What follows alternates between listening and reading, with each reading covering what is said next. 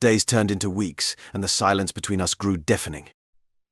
I tried reaching out, sent texts, left voicemails. Nothing. It was like she'd vanished into thin air. The girl who used to light up at the sight of me now couldn't even be bothered to acknowledge my existence. I couldn't take it anymore. The uncertainty, the worry, the anger, it was eating me alive. I needed answers, closure, something. So I made my way to her dorm, heart pounding with each step. Her roommate answered the door, looking surprised to see me. "Oh, Jeff. Selena's not here. When will she be back?" The roommate shifted uncomfortably. She moved out, actually. A couple days ago.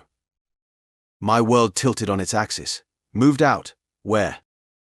She said she was staying with a friend. Didn't give me any details. As I stood there, reeling from this new information, a horrible thought struck me.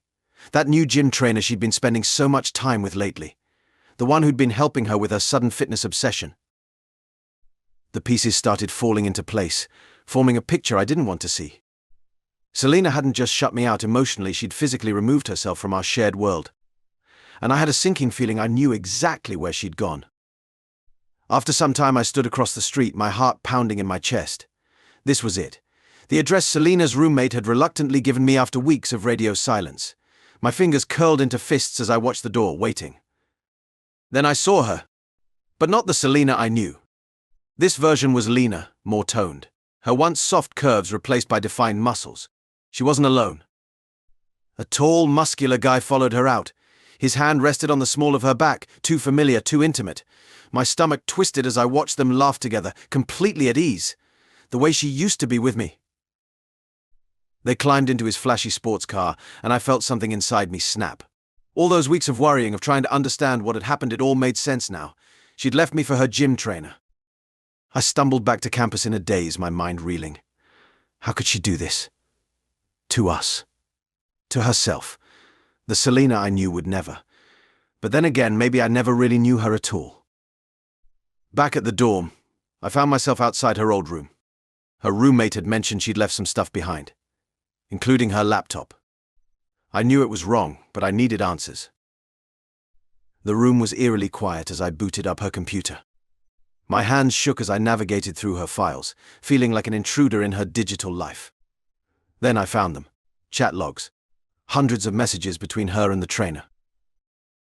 As I scrolled through, my blood ran cold. It wasn't just an affair. There were coded discussions about steroid cycles, illegal shipments, money exchanging hands. This went way beyond a simple betrayal. I sat back, my mind racing. This wasn't just about me anymore. Selena had gotten herself mixed up in something dangerous, something illegal, and as much as she'd hurt me, I couldn't just walk away knowing she was in trouble.